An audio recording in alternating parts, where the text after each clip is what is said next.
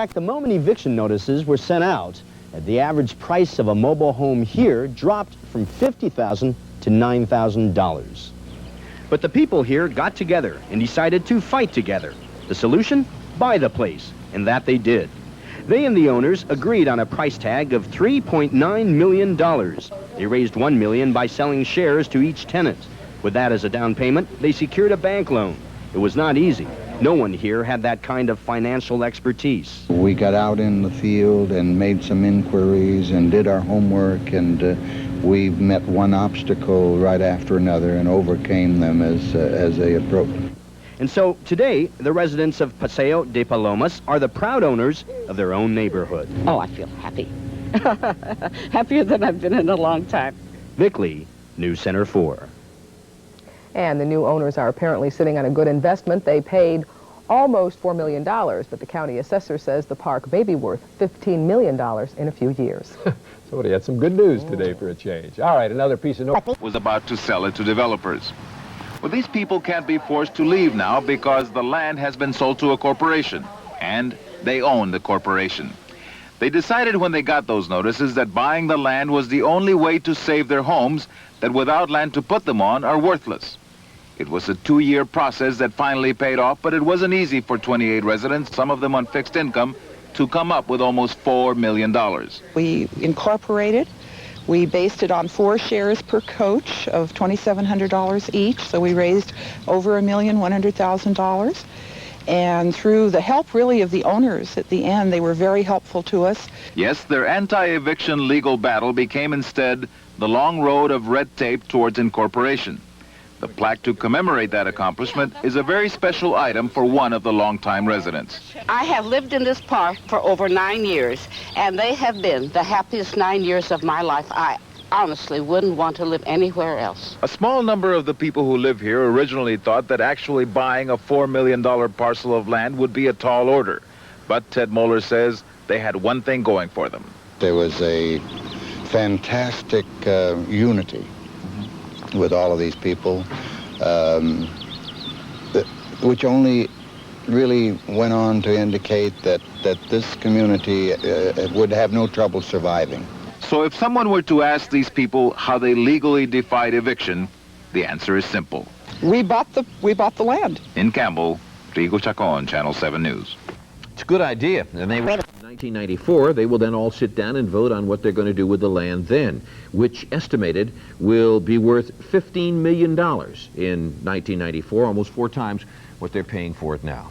By the park's owners, but thanks to some sharp thinking and hard work, they can stay because now they are the owners. Bud LaQuesta reports. Paseo De Palomas is a 13-acre mobile home park in the city of Campbell. There are 106 mobile home spaces, mostly occupied by senior citizens living on fixed incomes. 2 years ago, the residents received these eviction notices. The park owners wanted to use the property for something else than mobile homes. To try to move a mobile home anywhere in this area, in Santa Clara County, is virtually impossible. There are no new parks under construction.